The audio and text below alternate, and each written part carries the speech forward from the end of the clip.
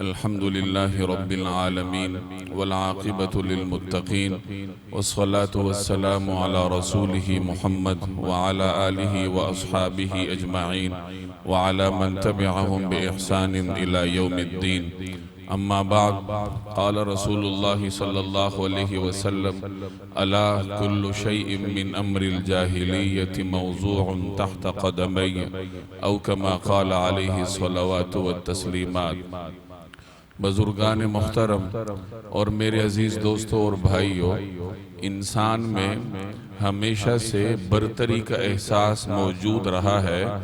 انسان کی نفسیات میں یہ بات شامل ہے کہ وہ دوسرے پر برتری چاہتا ہے. یہ برتری کئی قسم کی ہوتی ہے. بعض اوقات دوسرے پر نسلی بنیادوں پر برتری چاہتا ہے، رنگ اور نسل کی بنیاد پر، زبان کی بنیاد پر. کبھی یہ برتری عقیدے کی بنیاد بھی ہوتی ہے، نظریات اور مذہب کی بنیاد پر ہوتی ہے. کبھی یہ برتری دولت کی بنیاد پر ہوتی ہے کہ ایک آدمی دولت مند ہو کر دوسروں کو اپنے زیر تسلط لانا چاہتا ہے. کبھی یہ برتری طاقت کی وجہ سے ہوتی ہے کہ ایک آدمی طاقتور ہو کر ڈنڈے کے زور سے، اسلحے کی بنیاد پر دوسروں پر برتری کی خواہش رکھتا ہے. تو یہ مختلف طریقہ کار ہیں، مختلف اقسام ہیں برتری کی کہ جن کے زیر اثر ہر انسان شروع ہی سے برتری کی خواہش کرتا آیا ہے کہ مجھے اس کائنات میں رہنے والے دیگر انسانوں پر برتری حاصل ہو. یہ برتری کا تصور یا یہ نفسیات یہ فرد میں انفرادی طور پر بھی ہوتی ہیں اور پوری قوم میں اجتماعی طور پر بھی یہ نفسیات پائی جاتی ہیں کہ ہر قوم یہ چاہتی ہے کہ بحیثیت قوم کے پوری کائنات میں، پوری دنیا کی دیگر اقوام پر اگر برتری حاصل ہو تو مجھے حاصل ہونی چاہیے. اور یہ سلسلہ انسان کی پیدائش سے پہلے کا ہے، انسان کی تاریخ سے پہلے یہ جنگ شروع ہے. چنانچہ ابلیس نے جن بنیادوں پر اللہ تبارک و تعالی کی نافرمانی کی، ان بنیادوں میں یہی برتری کا تصور تھا. آپ اسے تکبر بھی کہہ سکتے ہیں، حسد بھی کہہ سکتے ہیں، لیکن بنیادی طور پر وہ ایک برتری کا احساس تھا جس کی وجہ سے ابلیس نے حضرت آدم علیہ السلام کو سجدہ کرنے سے انکار کیا. ورنہ عبادات اس کی بہت تھیں، سجدے اس کے پاس بہت تھے، نیکیاں اس کے پاس بہت تھیں. لیکن جب حکم ہوا کہ حضرت آدم علیہ السلام کو سجدہ کیا جائے تو فرشتوں نے کر لیا، اور ابلیس نے، عزازیل کہا جاتا تھا اس کو، اس نے برتری کے احساس سے مغلوب ہو کر اللہ کی بارگاہ میں یہ عرض کیا کہ انا خیر منہ، کہ میں تو آدم سے بہتر ہوں، یعنی مجھے اس پر برتری حاصل ہے. خلقتنی من نار وخلقتہ من طین، آپ نے مجھے آگ سے پیدا کیا، اس کو مٹی سے پیدا کیا. تو گویا آگ مٹی سے برتر ہے، تو میری تخلیق جن عناصر سے ہوئی ہے ان بنیادوں پر میں انسان سے، آدم سے بہتر ہوں. جب میں برتر ہوں تو پھر میں سجدہ کیوں کروں؟ تو برتری ہی کے احساس نے ابلیس کو ابلیس بننے پر مجبور کیا کہ کہاں وہ فرشتوں کے ماحول میں رہتا تھا، اللہ جل جلالہ کی اطاعت کرتا تھا، اور کہاں یہ کہ اب وہ خود بھی باغی ہے، اس کی ذریت بھی باغی ہے، اور دیگر بندوں کو بھی اللہ تبارک و تعالی سے دور لے کے جاتا ہے. تو یہ بنیادی طور پر یہی برتری کا احساس تھا جس نے ابلیس کو آدم علیہ السلام کو سجدہ نہ کرنے پر اور اللہ تبارک و تعالی کی نافرمانی کرنے پر مجبور کیا. آگے جب انسان کی تاریخ شروع ہوئی تو انسانی تاریخ میں جو پہلی لڑائی ملتی ہے وہ آدم علیہ السلام کے دو بیٹوں حابیل اور قابیل کے درمیان تھی. اور اس لڑائی کے پیچھے بھی اگر آپ غور کریں تو یہی برتری کا فلسفہ کار فرما تھا کہ دونوں سے قربانی کا مطالبہ ہوا، دونوں نے قربانی کی. اذ قربا قربانا فتقبل من احدہما، یعنی اللہ کے حضور دونوں نے کچھ نظر اور نیاز پیش کی، اور دونوں میں سے ایک کا نظرانہ اللہ نے قبول فرمایا، دوسرے کا رد ہوا. اس زمانے میں قبولیت کا علم، اطلاع فوری طور پہ ہو جایا کرتی تھی کہ جس آدمی کی نظر، جس کا نظرانہ اللہ کے ہاں مقبول ہوتا تو آسمانی آگ اتر کر اسے کھا لیا کرتی تھی. تو حابیل کا نذرانہ مقبول ہوا، قابیل کا نہ ہوا۔ اب اسے یہ احساس کھائے جا رہا تھا کہ یہ بھائی کو مجھ پر برتری کیوں ملی، اس کی قربانی قبول کیوں ہوئی۔ گویا مذہبی تقدس نے اس کو مجبور کیا کہ مجھے کیوں یہ مذہبی تقدس حاصل نہیں ہے، اس کو کیوں حاصل ہے۔ تو اسی احساس نے اسے بھائی کا خون کرنے پر مجبور کیا، اور کائنات کا پہلا خون اس کے ہاتھوں ہوا۔ تو یہ وہی جنگ ہے جو انسان کی نفسیات میں اللہ تبارک و تعالی نے رکھی ہے کہ وہ اپنے ماحول میں بسنے والے دیگر انسانوں پر برتری چاہتا ہے کہ مجھے ان پر برتری حاصل ہو، چاہے وہ کسی اعتبار سے ہو، کسی طریقے سے ہو، لیکن مجھے ان کے درمیان ایک امتیاز ملنا چاہیے۔ آگے یہود سے آپ واقف ہیں، انہوں نے نسلی بنیادوں پر کائنات کے رہنے والے دیگر انسانوں سے اپنے آپ کو برتر تصور کیا تھا۔ چنانچہ یہ کہا کرتے تھے نحن ابناء اللہ و احباؤہ، کہ ہم تو اللہ کے بیٹے ہیں، ہم تو اللہ کے محبوب قوم ہیں۔ اور یہ کہا کرتے تھے کہ لن تمسنا النار الا ایاما معدودہ، کہ ہمیں آگ نہیں چھوئے گی، اور اگر آگ ہمیں چھوئے گی بھی تو چند دنوں کے لیے، کہ دنیا میں ہم جو مرضی کرتے پھریں، ہم اللہ کے محبوب قوم ہیں، ہم اللہ کی اولاد ہیں، لہٰذا ہم کچھ بھی کر لیں ہم سے باز پرس نہیں ہونے والی، ہمیں کسی قسم کی سزا نہیں ہوگی۔ گویا ہم سزا سے ایک قسم کا بالا طبقہ ہیں کہ ہمیں وہ سزا نہیں ملے گی جو کائنات کے دیگر انسانوں کو، دیگر عام لوگوں کو ملے گی۔ اور یہ یہود کا یہ احساس اس وقت سے تھا، اور رسول اللہ صلی اللہ علیہ وسلم کے دور میں جو یہودی بستے تھے ان کے اندر بھی یہ احساس موجود تھا۔ چنانچہ اہل عرب کو یہودی امی کہتے تھے۔ رسول اللہ صلی اللہ علیہ وسلم کی تشریف آوری سے پہلے عرب میں یہودی آباد تھے، مدینہ منورہ میں کثرت سے ان کے قبائل تھے، اور یہاں عرب بھی رہتے تھے، مشرک بھی رہتے تھے۔ تو یہود اپنے آپ کو پڑھا لکھا تصور کرتے تھے کہ ہم تو اہل کتاب ہیں، ہمارے پاس تو اللہ کی کتاب موجود ہے تورات کی شکل میں، اللہ کی تعلیمات ہیں، اور یہ جو قریش کے لوگ ہیں، مشرک ہیں، ان کے پاس خدائی تعلیمات نہیں ہیں، کوئی کتاب نہیں ہے۔ تو اس وجہ سے وہ مشرکین کو امی کہتے تھے کہ یہ ان پڑھ ہیں، اور یہ کہا کرتے تھے کہ لیس علینا فی الامیین سبیل، کہ ان امیوں کے معاملے میں ہم سے کوئی باز پرس نہیں ہوگی۔ یہودی مشرکین کا مال ہڑپ کرنا اپنا حق سمجھتے تھے کہ ہم اگر سود خوری کی بنیاد پر، ظلم کی بنیاد پر، جبر کی بنیاد پر ان عربوں کا، ان مشرکین کا مال کھائیں گے تو یہ ہمارا حق ہے۔ ہم اللہ کے حبیب ہیں، ہم محبوب قوم ہیں، اور ہم انہیں اپنا زیر تسلط رکھ کر ان کے مال کے بھی حقدار ہیں کہ ان کا مال کسی بھی طریقے سے ہم کھا سکیں۔ اسی کو قرآن کریم نے تعبیر کیا کہ یہ لوگ کہا کرتے تھے لیس علینا فی الامیین سبیل۔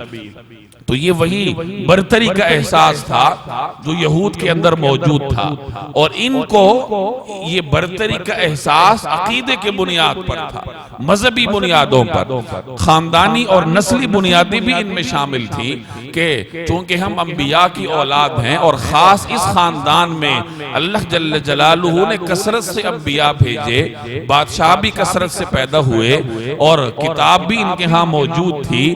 تو یہ دونوں چیزیں ان کے ہاں تھی کہ مذہبی تقدس کا بھی اپنے آپ کو یہ حامل سمجھتے تھے، نسلی امتیاز بھی ان کو حاصل تھا۔ تو ان بنیادوں پر انہوں نے یہ تصور کر رکھا تھا کہ اللہ تبارک و تعالی نے ہمیں عام لوگوں پہ برتری عطا کی۔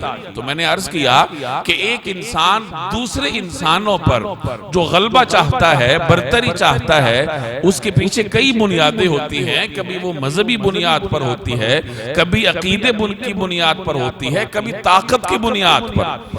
طاقت کی بنیاد پر ایک فرد دوسرے افراد کو، یا ایک قوم دوسرے اقوام کو اپنے تسلط میں لے لیتی ہے، اور پھر اس کے بعد اس مغلوب قوم میں اسے ایک امتیاز حاصل ہوتا ہے۔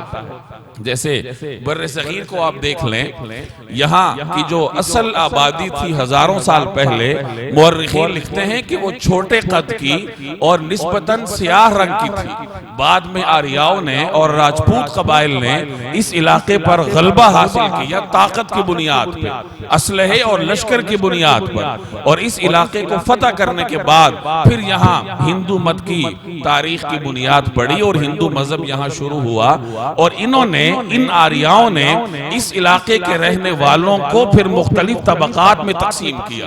ایک طبقہ تو حکمرانوں کا تھا جو غالب تھے ڈنڈے کے زور پہ، اور اس کے علاوہ بھی انہوں نے پوری آبادی کو مختلف طبقات میں تقسیم کیا۔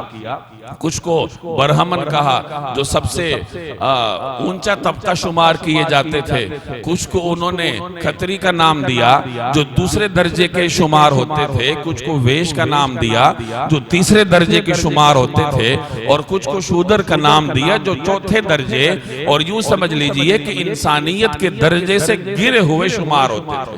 تو یہ انہوں نے جو تقسیم کی، اس تقسیم کے پیچھے بھی انہوں نے ایک قسم کے مذہبی دلائل فراہم کی۔ ان کے ہاں آج بھی ہندوؤں کے ہاں عقیدہ ہے تری مورتی کا، جو کائنات کو پیدا کرتا ہے وہ ان کے ہاں برہما کہلاتا ہے، اور براہما کے ان کے ہاں یہ مذہبی نظریہ ہے کہ یہ جو برہمن ہیں ان کو براہما نے اپنے سر سے پیدا کیا، لہٰذا یہ سب سے افضل قوم ہے، اور جو دوسرے نمبر پر کھتری ہیں انہیں براہما نے اپنے بازوؤں سے پیدا کیا، لہٰذا ان کا کام دنیاوی کام کاج ہے، انتظامات ہیں، سیاست ہے ان کے ذمے۔ تیسرے نمبر پر ویش ہیں، انہیں براہما نے اپنی ٹانگوں سے پیدا کیا۔ چوتھے نمبر پر شودر ہیں تو انہیں براہما نے اپنے پاؤں سے پیدا کیا، لہٰذا ان کا کام ہے کہ پہلے 3 طبقات کی خدمت کریں۔ تو یہ جو طبقات در طبقات اس علاقے کے لوگوں کو تقسیم کیا اور ایک طبقاتی نظام قائم کیا، اور اسی نظام کی بدولت پھر اس علاقے پر حکومت کرتے رہے، تو اس کے پیچھے غلبے کا تصور تھا۔ تو خلاصہ یہ نکلا کہ انسان کے اندر یہ جو احساس برتری ہے یہ ہر دور میں موجود رہا، چاہے وہ مذہب کی بنیاد پر ہو، عقیدے کی بنیاد پر ہو، زبان کی بنیاد پر ہو، رنگ نسل کی بنیاد پر ہو، یا طاقت کی بنیاد پر ہو، انسانی تاریخ کے شروع سے لے کر آج تک موجود ہے۔ آج دنیا کتنی ہی ترقی کر گئی، تعلیمات کتنی آگے چلی گئی، لیکن یہ جو احساسات ہیں، طبقاتی نظام ہے، یہ کسی نہ کسی حد تک آج بھی موجود ہے۔ ایک تو دولت کی بنیاد پر واضح تقسیم ہے، سرمایہ دارانہ نظام ہے، ایک دولت مند طبقہ ہے، ایک غریب طبقہ ہے۔ دولت مند طبقے کا رہنے کا انداز الگ ہوتا ہے، ان کے مکانات الگ ہوتے ہیں، ان کے بچوں کے تعلیمی نظام کا جو سلسلہ ہے وہ الگ چلتا ہے، اور جو غریب بیچارے ہیں ان کی رہائشی کالونیاں الگ ہوتی ہیں، ان کے بچوں کا تعلیمی نظام مختلف ہوتا ہے۔ تو ایک تو دولت کی بنیاد پر تقسیم ہے، باقی جو رنگ اور نسل کی بنیاد پر تقسیمات ہیں، اگرچہ اس حد تک نہیں ہے جو آج سے پہلے تھیں، لیکن کسی نہ کسی شکل میں وہ آج بھی باقی ہے۔ گزشتہ جمعہ میں بھی میں نے اس طرف اشارہ کیا تھا، امریکہ میں سیاہ فام اور سفید فام کی تقسیم ہے، شروع سے تھی اور آج تک ہے۔ پوری امریکی تاریخ میں ایک سیاہ فام صدر گزرا ہے، باقی ہمیشہ سفید فام ہی کو وہاں پہ برتری حاصل ہوتی ہے، اور سیاہ فاموں نے ایک طویل جد و جہد کی ہے گوروں کے تسلط سے آزادی حاصل کرنے کے لیے۔ ان کا ایک مشہور لیڈر گزرا ہے سیاہ فاموں کا، میلکم ایکس غالباً نام تھا اس کا، بعد میں مسلمان ہوا تھا، اور اس نے سیاہ فاموں کو گوروں کے تسلط سے نجات دلانے کے لیے بڑی طویل جد و جہد کی، لیکن یہ ان کے ماحول میں اتنا اس حد تک ممکن نہیں ہے کہ اچانک اس تقسیم کو ختم کر دیا جائے۔ اس قدر ترقی کے باوجود بھی یہ تقسیم آج بھی باقی ہے۔ چنانچہ اس میلکم ایکس نے جب اسلام قبول کیا تو بعد میں اسے الحاج شہباز کے نام سے جانا گیا، اور آج بھی اس کی تاریخ آپ کو الحاج شہباز کے نام سے ملے گی۔ یہ حج پہ گیا تھا، اور وہاں جب اس نے مسلمانوں کا مجمع دیکھا، پہلی مرتبہ دیکھا کہ کالے ہیں، گورے ہیں، مختلف رنگوں سے تعلق ہے، مختلف نسلوں سے تعلق ہے، ایک قسم کا لباس پہنا ہوا ہے، ایک قسم کی حرکات اور سکنات ہیں کہ طواف ہے تو سب کا رخ ایک طرف ہے، نماز ہے تو سب کا رخ ایک طرف ہے، عرفات مزدلفہ کے میدانوں میں قیام ہے تو سب کا ایک جیسا ہے.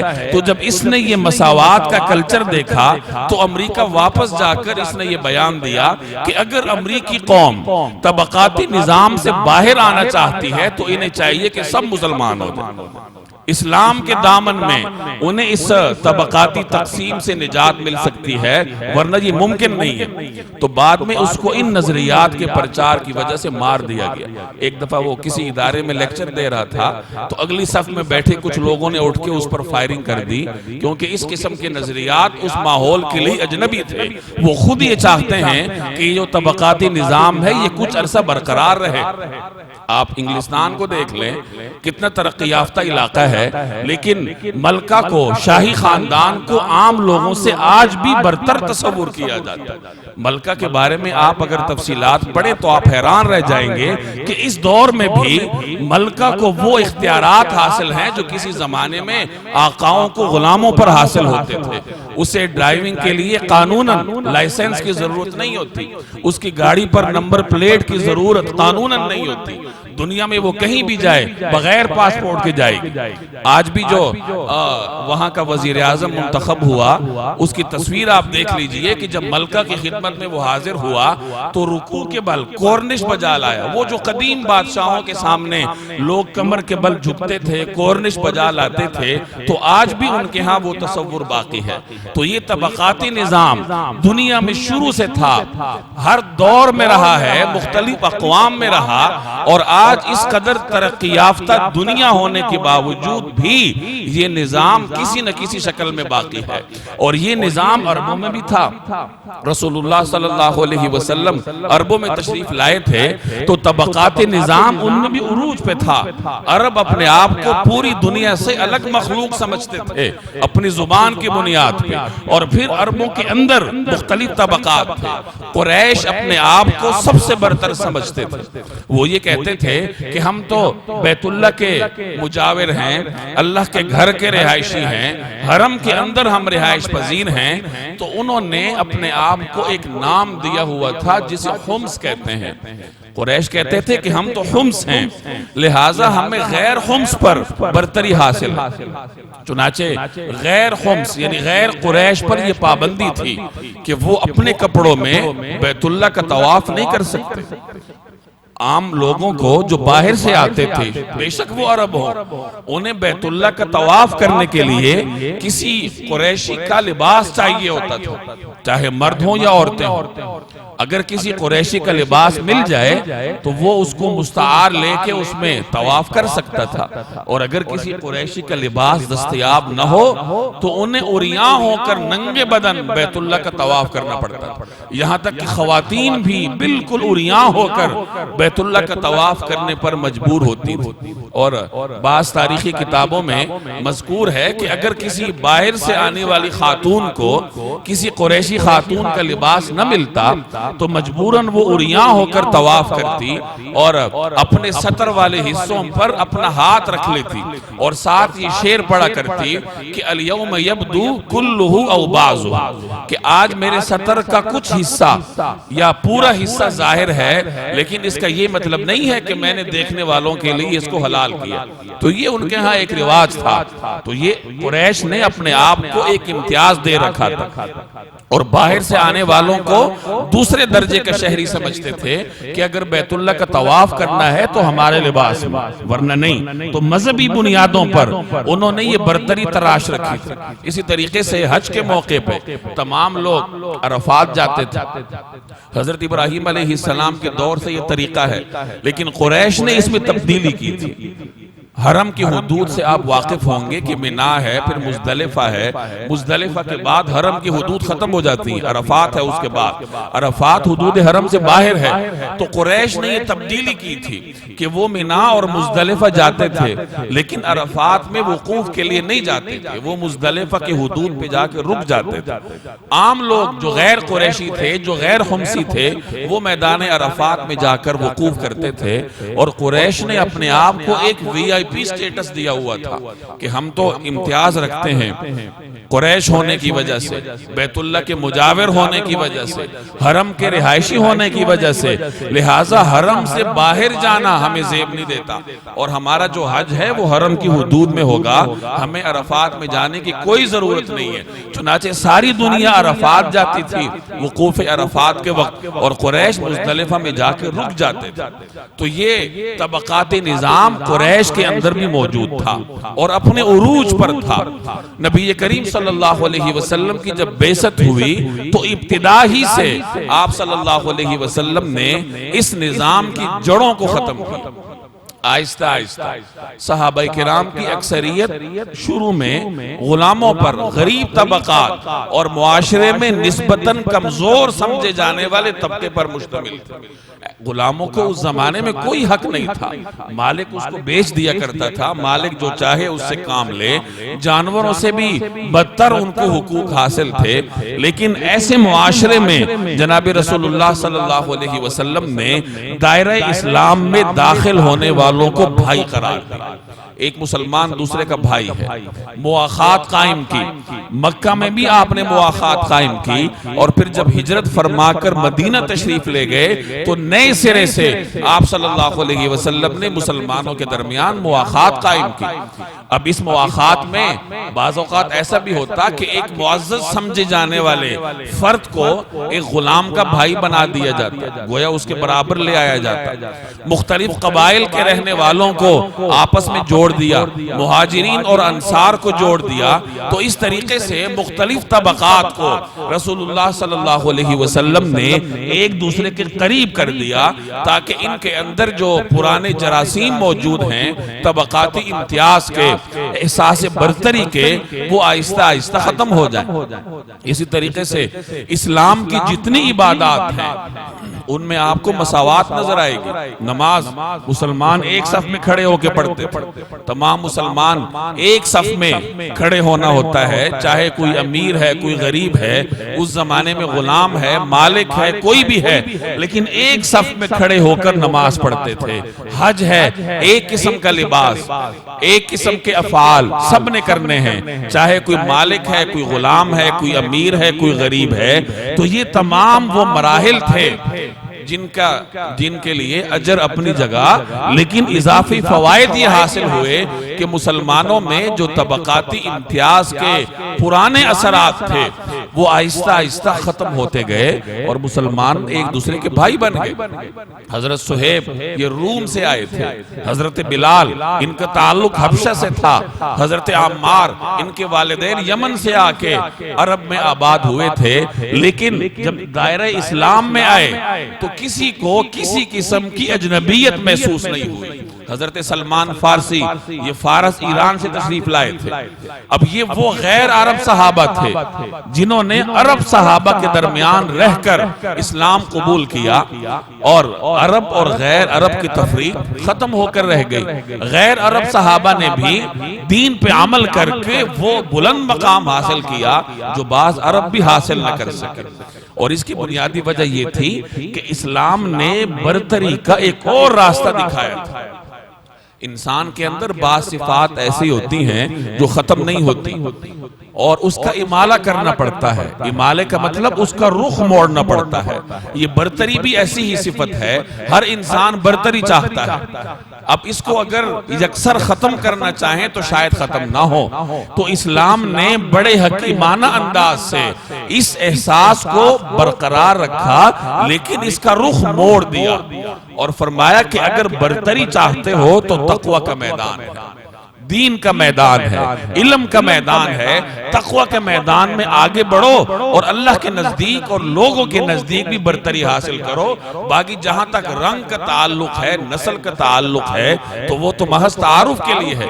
بڑے خوبصورت انداز میں قرآن کریم نے انہیں سمجھایا کہ ایھا الناس انا خلقناکم من ذکر و انثی، کہ ہم نے تم سب کو ایک مرد اور ایک عورت سے پیدا کیا۔ حضرت آدم علیہ السلام اور حضرت حوا، تم سب ان کی پیداوار ہو۔ وَجَعَلْنَاكُمْ شُعُوبًا وَقَبَائِلَ، یہ جو ہم نے تمہاری قومیں بنائی ہیں اور تمہارے قبائل بنائے ہیں، تو یہ محض اس لیے ہیں لتعارفوا، تاکہ تم ایک دوسرے کو پہچان سکو۔ اگر سارے انسان ایک قبیلے سے ہوتے، ایک قوم سے ہوتے تو پہچان مشکل ہوتی۔ تو اللہ تعالیٰ نے مختلف اقوام بنائی، مختلف قبیلے بنائے، مختلف رنگ بنائے، مختلف زبانیں بنائی، لیکن ان کے بنانے کا مقصد کیا ہے؟ لتعارفوا، تاکہ تم ایک دوسرے کے ساتھ تعارف حاصل کر سکو، پہچان سکو۔ یہ تمام چیزیں یہ برتری کی وجوہات نہیں ہیں۔ ہاں اگر برتری چاہتے ہو تو ان اکرمکم عند اللہ اتقاکم، تم میں سب سے معزز، تم میں سب سے برتر، سب سے بہتر وہ شخص ہے جو سب سے زیادہ تقویدار ہے۔ لہٰذا اپنے برتری کے احساس کو اس طرف موڑو۔ اگر برتری کی خواہش ہے تو تقوی میں آگے بڑھو، علم میں آگے بڑھو، دین میں آگے بڑھو۔ چنانچہ صحابہ کرام جو غیر عرب تھے، جو غلام تھے، جب وہ دین میں آگے بڑھے، جب انہوں نے دین سیکھنا شروع کیا تو پھر غلام جو دیگر معزز سمجھے جانے والے قبائل تھے ان کا استاد سمجھا جاتا تھا۔ ایک معمولی درجے کا شہری جو زمانہ جاہلیت میں جسے کوئی وقت نہیں ہے، اب وہ مسلمانوں کا امام سمجھا جانے لگا۔ عبداللہ بن مسعود رضی اللہ تعالی عنہ، یہ جب غزوہ بدر میں انہوں نے ابو جہل کا سر اتارا تو ابو جہل انہیں کمتر سمجھتا تھا، تو اس نے کہا او چرواہے کے بیٹے تو بڑی بلند جگہ پر چڑھ گیا۔ یہ ابو جہل کے سینے پہ سوار ہو گئے تو ابو جہل نے کہا او چرواہے کے بیٹے تو بڑے بلند مقام پر آ گیا۔ تو زمانے جاہلیت میں ان کو اس نگاہ سے دیکھا جاتا تھا، لیکن اسلام کے دائرے میں آ کر جب یہ علم میں آگے بڑھے، دین میں آگے بڑھے، تو یہی عبداللہ بن مسعود ہیں جن سے دین کی بڑی روایات مروی ہیں۔ دین کا ایک بڑا حصہ مسلمانوں کو عبداللہ بن مسعود کی برکت سے ملا ہے۔ اور بھی کئی مثالیں ہیں جن میں اصحاب صفہ کے لوگ تھے جن کے پاس مکان تک نہیں تھا، لیکن دین میں، تقوی میں، علم میں جب وہ آگے بڑھے تو مسلمان معاشرے میں انہیں وہ قدر و منزلت حاصل ہوئی جو بڑے بڑے سرمایہ داروں کو نہیں ملتی۔ تو یہ جناب رسول اللہ صلی اللہ علیہ وسلم کی تعلیمات تھی کہ اسلام کے آغاز ہی سے رسول اللہ صلی اللہ علیہ وسلم نے اس طبقات نظام کا اختتام شروع کیا اور حجۃ الوداع کے موقع پر پھر اس کو عروج تک پہنچایا اور باقاعدہ طور پر اعلان فرمایا کہ الا کل شیء من امر الجاہلیت موضوع تحت قدمی، کہ سن لو لوگو، جاہلیت کے جتنے اقدار تھے، جاہلیت کی جتنی رسومات تھیں، جاہلیت کے جتنے معاملات تھے، وہ سارے کے سارے آج میرے قدموں کے نیچے ہیں، وہ دفن ہو گئے، آج کے بعد زندہ نہیں ہونے چاہیے۔ اور جاہلیت کے ان اقدار میں ایک بہت بڑی قدر یہی طبقاتی تقسیم تھی جو اس زمانے میں تھی، اور آپ صلی اللہ علیہ وسلم کی تعلیمات اور حجۃ الوداع کے اس اعلان کی برکت سے اللہ تبارک و تعالی نے وہ ختم کر دی۔ اب غلام اور مالک میں کوئی فرق نہیں رہا، اب کالے اور گورے میں، عرب اور غیر عرب میں کوئی فرق نہیں رہا، اور یہ جو طبقاتی نظام کی بنیاد پہ ایک طبقہ وجود میں آتا ہے جسے ہمارے ہاں اشرافیہ کہتے ہیں، ایلیٹ کلاس، یہ شروع ہی سے رہا ہے۔ انبیاء کرام کے مقابلے میں جتنے لوگ تھے وہ سب اسی طبقے سے متعلق تھے، اور یہ طبقہ طبقاتی نظام کی پیداوار تھا۔ قرآن کریم میں آپ انبیاء کرام کی تاریخ پڑھیں تو اکثر ایک لفظ آئے گا وقال الملأ، کہ ملأ نے کہا، سرداروں نے کہا۔ یہ سردار کون تھے؟ یہ یہی اشرافیہ طبقہ تھا جو ایلیٹ کلاس اس زمانے کا کہلاتا تھا اور دیگر لوگوں سے اپنے آپ کو برتر سمجھتا تھا، اور ان کی زبانوں میں گویا فرعون بولتا تھا۔ نوح علیہ السلام نے جب لوگوں کو تبلیغ کی تو یہی اشرافیہ بول اٹھا وقال الملأ من قومی، کہ قوم کے سرداروں نے، قوم کا جو اشرافیہ تھا وہ کہنے لگا انا لنراک فی ضلال مبین، کہ ہم تو تمہیں گمراہ سمجھتے ہیں۔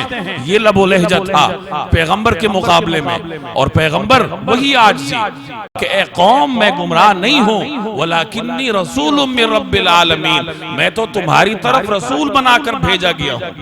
جب حضرت شعیب علیہ السلام نے اپنے لوگوں کو بلایا تو ملا نے یہی کہا کہ لنخرجنک یا شعیب، کہ حضرت شعیب علیہ السلام کی قوم میں جو طبقہ اشرافیہ تھا، وہ کہنے لگا لَنُخْرِجَنَّكَ يَا شعیب، اے شعیب ہم تمہیں باہر نکال دیں گے۔ قوم عاد نے اپنے پیغمبر سے کہا اِنَّا لَنَرَاكَ فِي صَفَاحَةٍ، کہ قوم عاد کا جو طبقہ اشرافیہ ہے وہ اپنے پیغمبر سے مخاطب ہو کر کہتا ہے کہ ہم تو تمہیں بے وقوف سمجھتے ہیں۔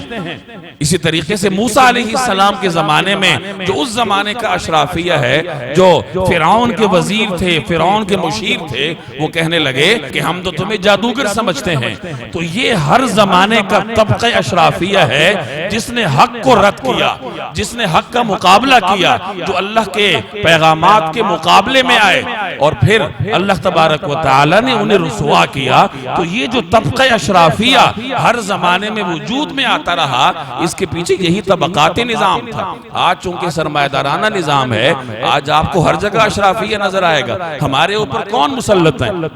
کوئی جاگیردار ہوگا، کوئی زمیندار ہوگا، کوئی نواب ہوگا۔ یہ وہی طبقہ اشرافیہ ہے جو قدیم دور سے چلا آتا ہے اور آج بھی وہ موجود ہے۔ اور اسی چیز کا جناب رسول اللہ صلی اللہ علیہ وسلم نے ایسا خاتمہ کیا کہ خلفائے راشدین کے دور میں خلیفہ اور ایک عام آدمی میں کوئی فرق آپ کو نظر نہیں آئے گا، جب پیغمبر کی تعلیمات پر مکمل طریقے سے عمل ہو رہا تھا۔ چنانچہ حضرت عمر کے دور کا بڑا عجیب واقعہ ہے۔ غسان عربوں کا ایک علاقہ تھا، یہاں عرب آباد تھے۔ اس کا بادشاہ مسلمان ہوا اور مسلمان ہونے کے بعد حضرت عمر کی خدمت میں اس نے کہلا بھیجا کہ میں آنا چاہتا ہوں آپ کی خدمت میں، مسلمان ہوں۔ تو حضرت عمر نے اس کا استقبال کیا اور یہ جبلہ بن ایہم نام تھا اس کا۔ یہ جبلہ 100-150 سواروں کی معیت میں بڑے کر و فر کے ساتھ مدینہ منورہ آیا۔ حضرت عمر نے اس کا اکرام کیا، بہرحال بادشاہ تھا، اور اس کو اپنے قریب بٹھایا۔ حج کا زمانہ آیا تو حضرت عمر کے ساتھ حج کے لیے گیا۔ اب طواف کر رہا تھا تو طواف کے دوران ایک بنو فزارہ قبیلے کا ایک عربی تھا، عام مسلمان، اس کا پاؤں اس کے تہبند پہ آ گیا۔ چادر باندھی ہوئی تھی تو اس کے تہبند پہ اس غریب مسلمان کا پاؤں آ گیا۔ اب اس کو کہاں برداشت تھا کہ میں بادشاہ اور یہ ایک عام مسلمان، ایک عربی جو اس کی نگاہ میں تیسرے درجے کے شہری، اس کا میرے لباس پر پاؤں، اس نے اس کو تھپڑ مارا۔ اس تھپڑ سے اس غریب مسلمان کے ناک کو نقصان ہوا۔ وہ حضرت عمر کی خدمت میں آیا، وہیں کہ اس طرح ہوا ہے۔ حضرت عمر رضی اللہ تعالی عنہ نے اس شاہ کو بلایا، جبلہ کو، اور پوچھا کہ کیا معاملہ ہوا ہے؟ تو وہ کہنے لگا کہ اس کا پاؤں میرے لباس پر آیا اور اس کی جرت کیسے ہوئی، اس لیے میں نے تھپڑ مارا، اور اگر بیت اللہ کی تعظیم میرے سامنے نہ ہوتی تو میں اس کی گردن اڑا دیتا۔ تو حضرت عمر نے فرمایا کہ اب تو تم نے اعتراف کر لیا اپنے جرم کا، اب تمہیں اس کو راضی کرنا پڑے گا۔ اگر یہ راضی نہ ہوا تو یہ تم سے بدلہ لے گا، یہ تمہیں تھپڑ مارے گا۔